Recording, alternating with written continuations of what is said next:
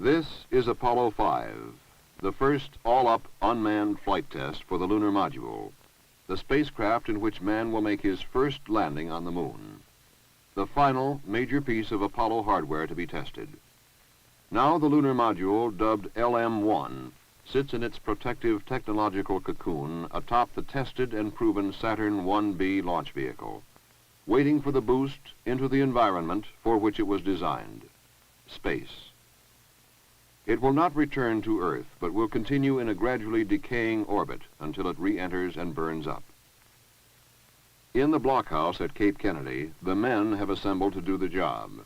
From Marshall Space Flight Center, from the Kennedy Space Center, and from the Manned Spacecraft Center, they have come to get the mission into orbit.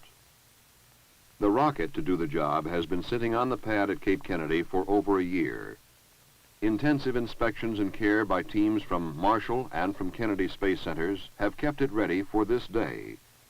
Originally, it was scheduled to put the first 3 Apollo astronauts into orbit, but the tragedy of January 1967 ended those hopes.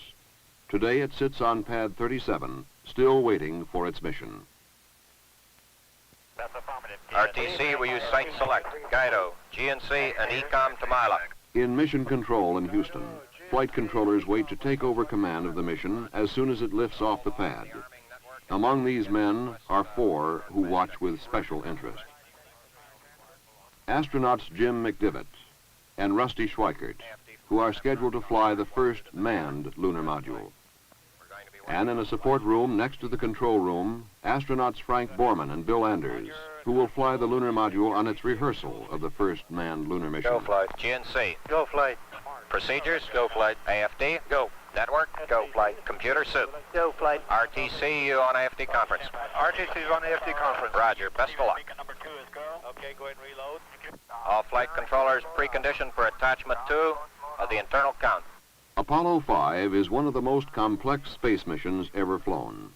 It has been compared to taking a brand new design airplane with brand new design engines and flying it from New York to Los Angeles by remote control.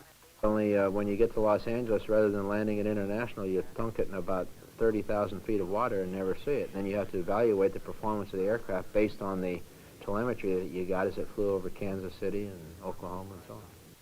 So men wait in tracking stations around the world for the flight of Lunar Module number 1, for it is their information that will tell us whether it is safe for man. But what is this craft called the Lunar Module? LM is a vehicle that has been designed for a particular job, and that job is to land on the lunar surface. It doesn't look like an airplane or a spacecraft in the old sense. It's not smooth.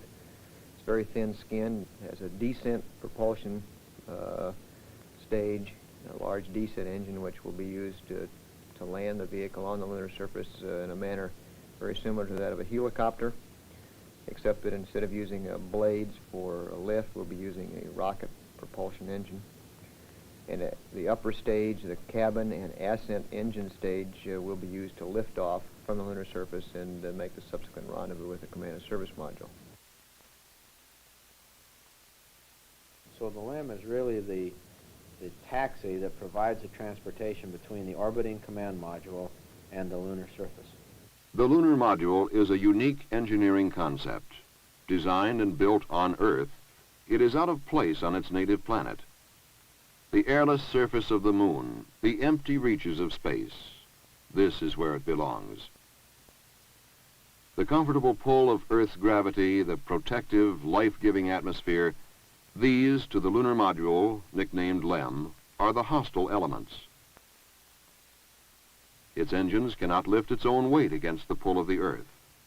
If it could fly on Earth, the aerodynamic forces of the atmosphere would tear it apart. So how do you test the lunar module before it flies in space? You test its engines in the man-made vacuum of an engine test stand. Its operating systems in gigantic vacuum chambers. You tumble it on stands in engineering laboratories. But the real test is when it flies. Roger, I am in flight control. Final status check. Booster. Go. Retro. Go. FIDO. Go. Guidance. Go. Econ. Go. While the primary instructions for the mission are carried on board the LEM, the men on Earth in mission control can take over and fly it if necessary. But why all these elaborate precautions and details in an unmanned flight? Unmanned LEM-1 mission is one of the key missions in the entire lunar landing program.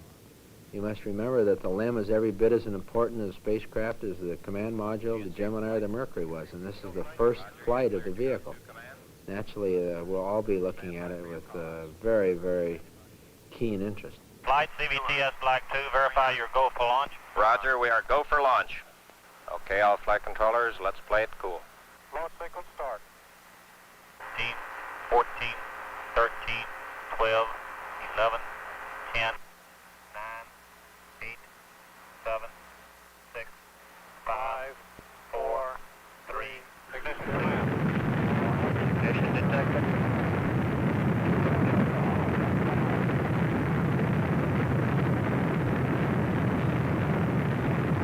Transmitted 5 enter. Clock start, 5 enter.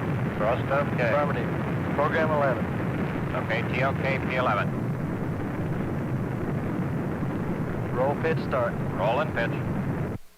Go on IP. Go IP.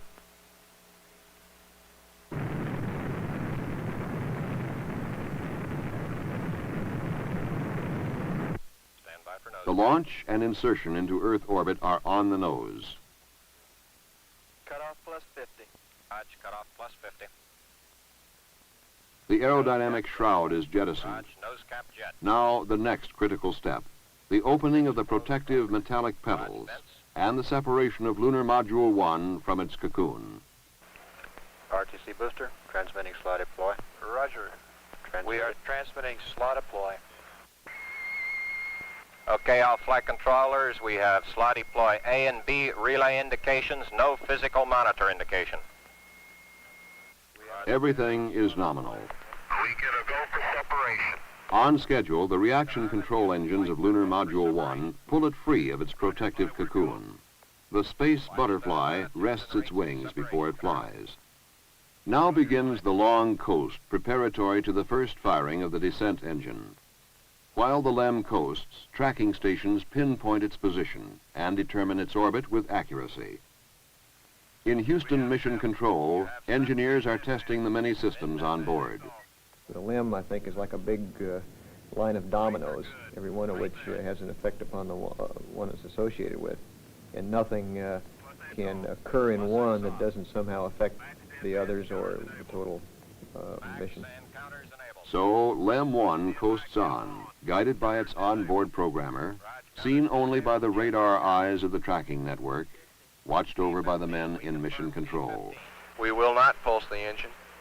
The maneuver is go at this time based on the onboard. Roger, Houston. Roger, Houston is go for the burn. The lunar module nears the Australian coast. The Carnarvon tracking station takes command. The time is nearing for the first burn of the descent engine, the first rocket engine designed to be throttled, a necessary feature for a lunar landing. This will be its first burn in space. Mark, predicted ignition. Dips on. Dips on. 10%. 10%. Tone. We got a pings caution. Program caution. Roger. Dips off. But something goes wrong. Instead of the full 38-second burn, the engine shuts down after only 4 seconds. An early look at the data indicates the onboard computer did not allow for the tolerances and errors within this most complex of all missions. It shut down the descent engine when it sensed an error of less than 1.5 seconds, and computers don't argue. Capability of a crew, I think, is very significant in that you can change your mind in flight. You don't have to be restricted by the rather narrow capabilities of any pre-programmed mission. Faced with the unexpected, the computer made the only decision it could, and it was the wrong one. Now the success of the mission rests squarely on the team in mission control and in the tracking stations. The nominal plan is out the window. On communications lines all over the world, the alternates are discussed. But the final word must come from Flight Director Gene Kranz. I guess our best plan here, and I think the way we're going to go is alternate Charlie. Go ahead. In the attitude you've got. Go ahead. At 6:15 elapsed. Go ahead. Okay. The long throttled burn of the descent engine would be cut to 2 minutes and occur during its pass over the United States. Then the descent engine would go to 100% thrust preparatory for the biggest test of the mission, fire in the hole. Let's suppose that we're descending using the descent engine and suddenly we discover some fault in the descent or the ascent stage for that matter. Well, we would like to return to a safe lunar orbit. So what we would do is essentially abort, fire the ascent stage while it's still connected to the descent stage, and then milliseconds later fire the pyros that separate the two stages.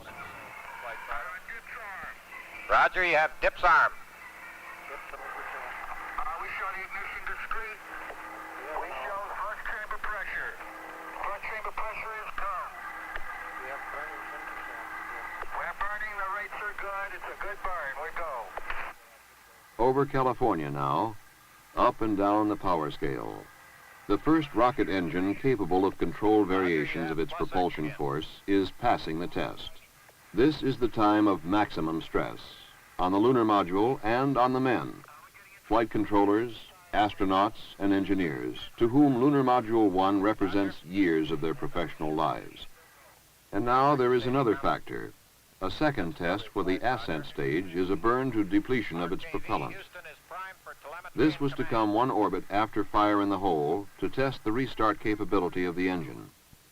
Now, if it looks critical, this burn will be combined with fire in the hole. Max thrust. Raj. Launch stage. Staging. Raj, staging. Apps on. We're burning Okay, apps. let's watch this. We got 60 seconds. Let's make a good go-no-go here. Flight fighter, we're looking at White Sands track. It is good. It's solid. We're go. Raj. We have a 93. The burn is good. Lunar Module 1 is performing fantastically well as a spacecraft. Keep me advised. The shutdown order is given after 60 seconds of ascent burn. Now it is time for the burn to depletion. However, as the lunar module continues its flight, the Earth has rotated under it until it has moved nearly off the tracking range. LEM 1 will now pass over only one station, Hawaii, that can give the new and accurate information its computer needs, and can command the engine to restart. It looks like on the coming pass, Hawaii will send the update, and on the next, send the command signal. But now another problem crops up. Flight, we're going to run out of RCS and B here the way we're going. Okay, Jack, let's stay cool. Because of the new mode of flight, the Attitude rockets are running low on propellant. It looks as though these small but critical engines may not last for 2 more orbits. But an update of orbit information shows that Lunar Module 1 will just pass within range of the Carnarvon station, whose range has been extended by the addition of the tracking ship Coastal Sentry Quebec, CSQ. Flight Director Kranz makes his decision. Update at Carnarvon and fire at Hawaii. It's go for the burn. Guidance from flight, we're having a lot of dropouts. Roger, flight. ECOM, let him know when he's clear to command again. Go. But the pass over Carnarvon is too short. The full update does not get to the lunar module, including an instruction that would have drained some of the propellant from the ascent engine tanks into the tanks of the Attitude rockets. Without this propellant, it is doubtful if the final ascent burn can be ignited. Now it gets tight. Tank pressure is just enough. It has to be this orbit. The flight team is under the gun. Kranz's plan is time critical. The rest of the information will be sent up early during the Hawaii pass. After a quick guidance check, the ascent propulsion system will be fired. The signal to ignite the engine is PRA 5. Do you have clock and compare pulses? That's negative, flight. We got a spacecraft reject on that. We don't show any clock compare pulses, flight. Retransmit. Guidance execute PRA start. It's go. The burn works. About 2 minutes after ignition, Attitude fuel runs out and Lunar Module 1 at maximum thrust is pinwheeling through space. The word passes, it's a wild ride. And at shutdown, it holds. All systems are still operating as expected, beyond what was expected. You got a transmit NAG selector? It's been a tremendous test of the engine, and that's what it was all about. Do you want me to stand by here? Negative, you've done it all, and good work, Gary. Beautiful job. Throughout the flight of Apollo 5, the lunar module had performed magnificently. All systems operated either as predicted or far exceeded the predictions. The inability of an onboard computer to cope with a programming error was overcome by the infinitely more flexible mind of man. Hundreds of additional commands sent from Earth put the lunar module through a demanding real-time test.